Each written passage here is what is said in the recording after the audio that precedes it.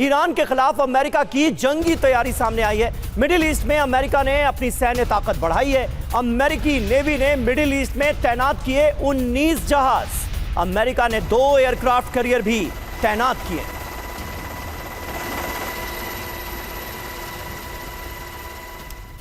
तो वार्ता नहीं बल्कि विनाश चाहते हैं क्या ट्रंप? यह बड़ा सवाल है मौजूदा हालात को देखते हुए, जो रणनीति नजर आ रही है अमेरिका की।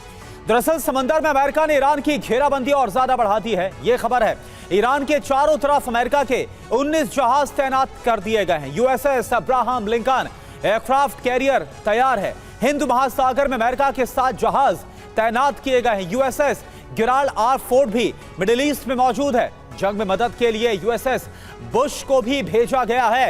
एयर स्ट्राइक, मिसाइल डिफेंस में इसकी काफी अहम भूमिका है। मिडिल ईस्ट में डिस्ट्रॉयर्स की तैनाती आप समझिए।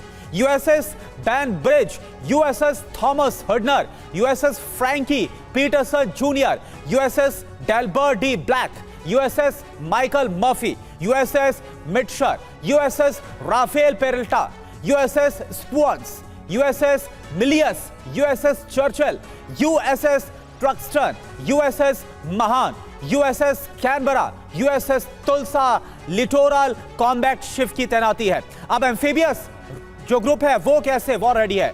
USS Tripoli, USS new Orleans, USS Rushmore. इतनी भारी भरकम तैनाती समीर की जो ये अमेरिका ने कर रखी है। सवाल यही है कि वाकई में क्या अमेरिका बातचीत चाहता है या सिर्फ दिखावा कर रहा है? बिल्कुल सही बात है। मनीष का रुख करते हैं सीधे। मनीष जहां हमारे साथ मौजूद हैं, हमारे सहयोगी। मनीष, आखिर अमेरिका के इरादे क्या नजर आ रहे हैं? डिस्ट्रॉयर्स का पूरा बेड़ा मिडिल ईस्ट में उतार दिया गया है। क्या एक बार फिर डोनाल्ड ट्रंप अपने पुराने रुख पर पहुंच गए हैं क्या कि पूरी सिविलाइजेशन को खत्म कर देंगे? उधर से इजराइल की तरफ से भी यह दावा किया जा रहा है कि स्टोन एज में पहुंचा देंगे, पाषाण युग में पहुंचा देंगे। एक बार फिर वही आक्रामक रुख, और आज होने वाली है अमेरिका में एक बड़ी प्रेस कॉन्फ्रेंस। लगता क्या है? देखिए, एक बात तो साफ है कि भले ही परिणाम जो भी हो, लेकिन अमेरिका और इजराइल दोबारा से जंग शुरू करने का बहाना ढूंढ रहे हैं। वो माइंस हटाने के नाम पर ही सही वो ईरानी बोट पर अटैक करेंगे। अब आप सोचिए कि हॉर्मुज स्ट्रीट में तो ईरान का भी कम से कम लीगली 12 नॉटिकल माइल तक उसका वाटर क्षेत्र है।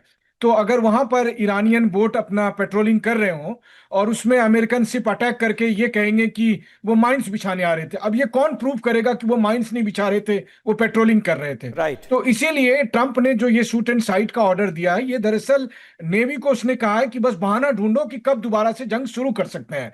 और मुझे ऐसा लगता है कि दोबारा जंग शुरू करने में अब ट्रंप को ऐसा प्रतीत हो रहा है कि अब पहले की तरह राजनीतिक दबाव नहीं होगा। क्योंकि जब पहली बार जब जंग शुरू हुई थी 28 फरवरी को, तब अमेरिका में इसलिए बहुत ज्यादा दबाव था कि वो कहा जा रहा था कि ट्रंप ने ये जंग शुरू की, ट्रंप ने ये जंग शुरू की। लेकिन अब ट्रंप अपने डोमेस्टिक ऑडियंस को या पॉलिटिकल पार्टीज को ये कन्विंस कर सकते हैं कि देखो, मेरी गलती नहीं है, गलती ईरान की है। हमने तो उसको दोबारा से बातचीत का मौका दिया था, हम नेगोशिएशन के टेबल पर आए थे, लेकिन ईरान ही जिद्दी है तो हम क्या करें? ऊपर से ईरान माइंस बिछा रहा है, तो हॉर्मुज स्ट्रीट तो हम दुनिया के भले के लिए कर रहे हैं, वगैरह वगैरह। उनके पास तमाम तरह की दलीलें होगी इस बार दोबारा जंग शुरू करने के लिए। और आप देखिए, इजराइल ने तो ताल ठोक दी ही है। इजराइल के रक्षा मंत्री कह ही रहे हैं कि हमें तो बस एक ग्रीन सिग्नल का इंतजार है। इस जंग को शुरू होने में बस अब एक गोली चलने भर की देर है।